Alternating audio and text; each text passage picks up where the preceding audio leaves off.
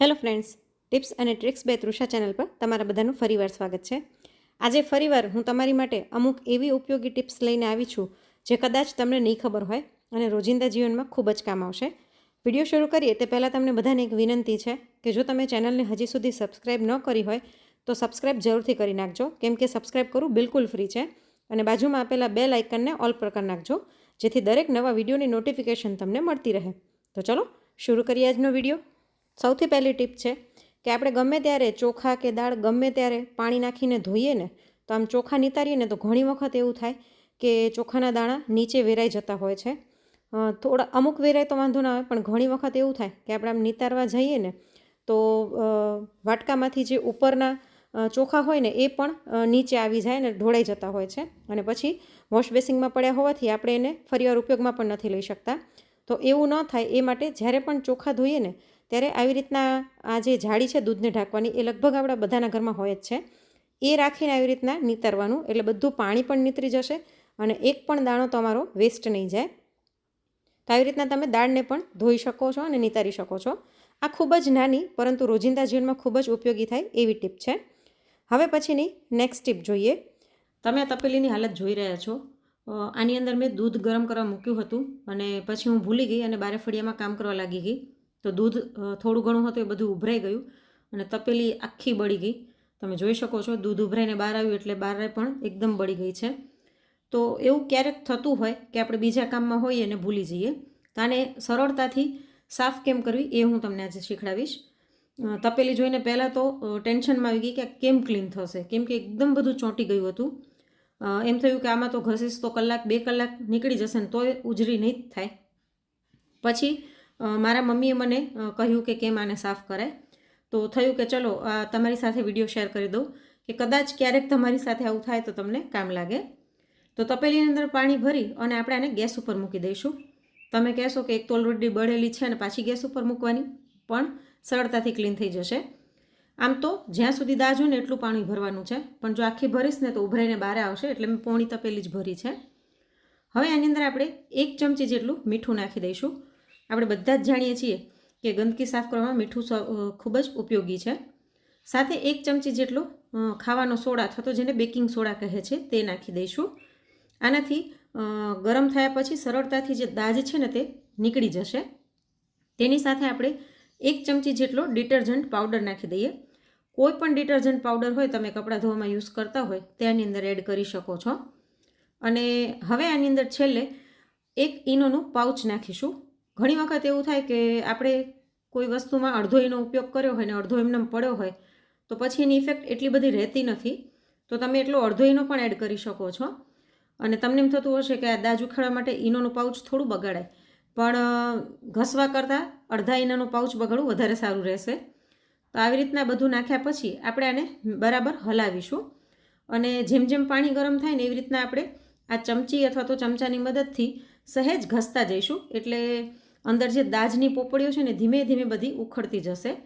અને સાઈડમાં જ્યાં પાણી નથી પહોંચી રહ્યું ત્યાં પણ આપણે આવી રીતના ચમચીથી સહેજ ઘસતા જઈશું.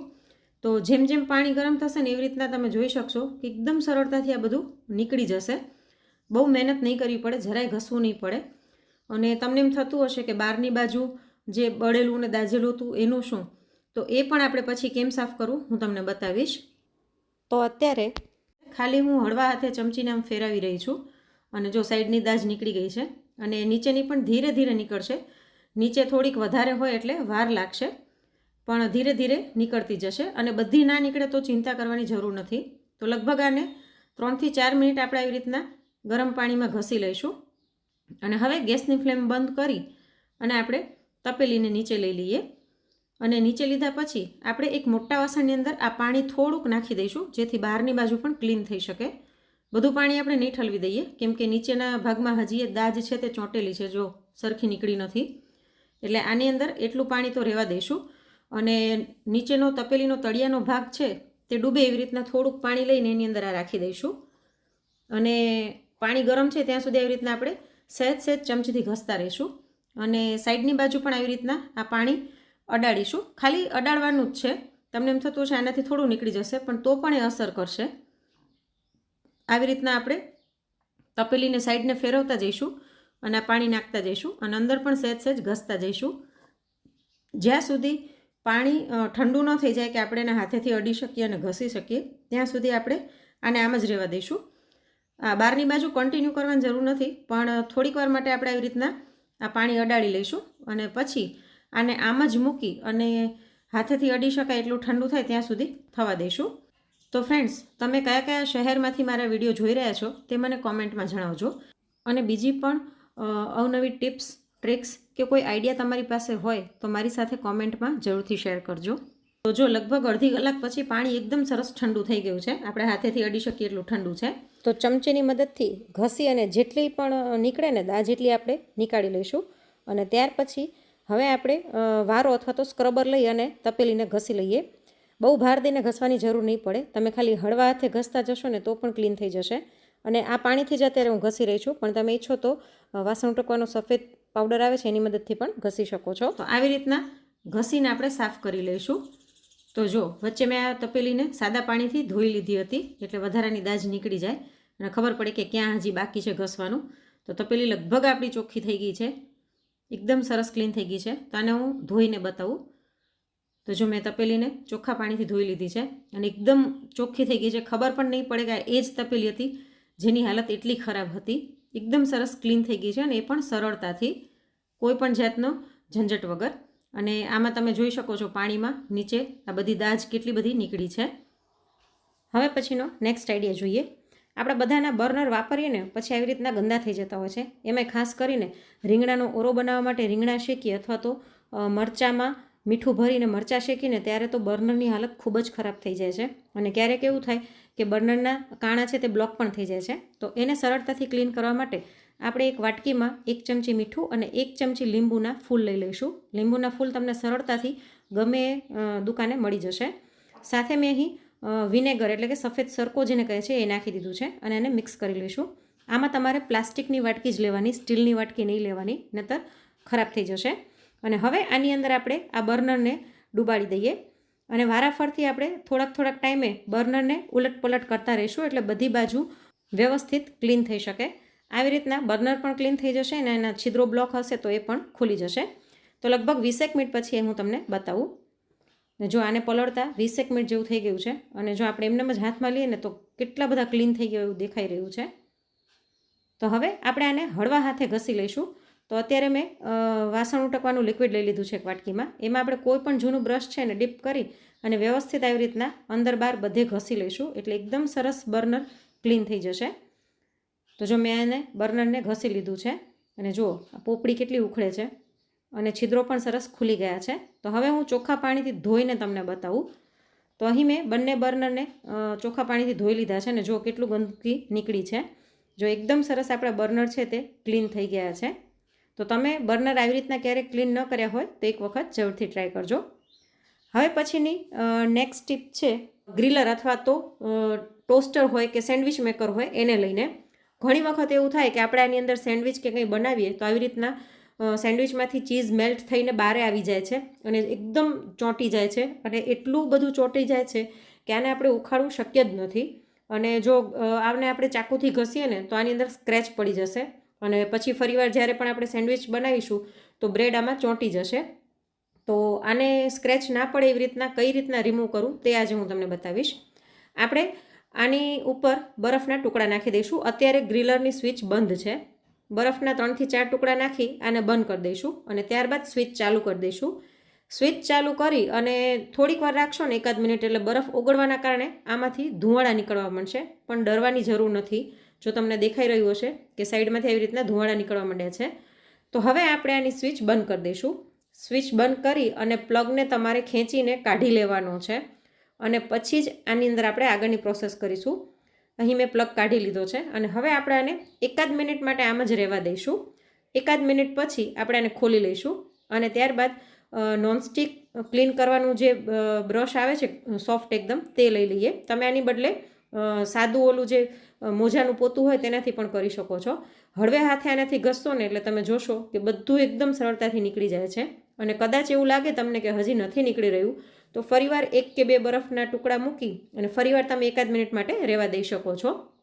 એવી જ રીતે ઉપરની બાજુ પણ આપણે ક્લીન કરી લઈશું. તો આવી રીતના તમારું સેન્ડવિચ મેકર હોય, ટોસ્ટર હોય કે આવી રીતના ગ્રીલર હોય, કંઈ પણ હોય, એમાં જો બગડી ગયું હોય ને, ચોંટી ગયું હોય બધું, તો આવી રીતના ખૂબ જ સરળતાથી સાફ થઈ જશે. તો આવી રીતના બધું જ ઉખાડ્યા પછી હવે આપણે ટીશ્યુ પેપરની મદદથી આને ક્લીન કરી લઈશું. તમારી પાસે ટીશ્યુ પેપર ન હોય તો છાપાનો ટુકડો લઈને અથવા તો કોઈ પણ જૂનું મસોતું લઈને પણ તમે ક્લીન કરી શકો છો. તો ગ્રીલર સાફ કરવાની આ ટીપ તમને ખબર હતી કે નહીં તે મને કોમેન્ટમાં જરૂરથી જણાવજો. તો આવી રીતના એકદમ સરસ ક્લીન કર્યા પછી આપણે આને સાચવીને મૂકીને રાખી શકીએ છીએ.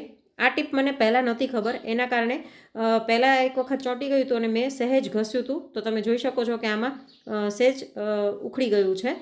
તો આવી રીતના આ ટીપ યુઝ કરશો ને તો તમારું નોનસ્ટિક ક્યારે પણ ખરાબ નહીં થાય અને એકદમ સરસ ક્લીન પણ થઈ જશે. તો આ ટીપ ગમી હોય તો વિડીયોને એક લાઈક જરૂરથી કરી દેજો. હવે પછીની નેક્સ્ટ ટીપ છે પનીરને લઈને. ઘણી વખત એવું થાય કે આપણે પનીર લઈ આવીએ અને અડધું વપરાય ને અડધું પડ્યું હોય, અથવા તો પનીર એમ જ આપણે લઈ આવ્યા હોય ને એ દિવસે રેસીપી ન બનાવી હોય તો 1-2 દિવસ થાય ને તો પનીર ઉપર ચિકાશ આવી જાય છે અથવા તો કડવું થઈ જાય છે, તુરું થઈ જાય છે અને ખાવાને લાયક રહેતું નથી. ઘણી વખત ઉપર ફૂગ પણ વળી જતી હોય છે. તો એવું ન થાય એના માટે આજે હું તમને એક સરસ મજાની ટીપ બતાવીશ. તો આપણે પ્લાસ્ટિકનો કોઈ પણ ડબ્બો લઈ લઈશું. એરટાઇટ કન્ટેનર હોવું જરૂરી નથી, કોઈ પણ સાદો પ્લાસ્ટિકનો ડબ્બો તમે લઈ શકો છો. તેની અંદર આ પનીર મૂકી દઈએ અને હવે આની ઉપર પાણી નાખી દઈશું. જેટલું પણ પનીર હોય બધું જ ડૂબી જાય એટલું આપણે આની અંદર પાણી નાખવાનું છે. તો આવી રીતના પાણી નાખી અને પનીરને તમે ફ્રીજમાં અઠવાડિયું 10 દિવસ સુધી સાચવીને રાખી શકો. બિલકુલ પણ એનો ટેસ્ટ નહીં બદલે અને ખરાબ પણ નહીં થાય અને એવું ને એવું તાજું અને ફ્રેશ રહેશે અને પછી ગમે ત્યારે એનો ઉપયોગ કરવો હોય તો તમે કરી શકો છો. તો પનીર સાચવવાની આ ટીપ તમને ખબર હતી કે નહીં તે મને કોમેન્ટ કરીને જરૂરથી જણાવજો. અને આ સિવાયની રસોડાને કે કુકિંગની લગતી કોઈ પણ ટીપ તમને ખબર હોય તો તે પણ તમે મને કોમેન્ટમાં જણાવી શકો છો. હવે પછીની નેક્સ્ટ ટીપ છે બિસ્કિટને લઈને. ઘરમાં બાળકો હોય તો ઘણી વખત એવું થાય કે મોટું પેકેટ હોય તો અડધા બિસ્કિટ ખાઈને અડધા એમને મૂકી દે ખુલ્લા, જેના કારણે બિસ્કિટ હવાઈ જતા હોય છે.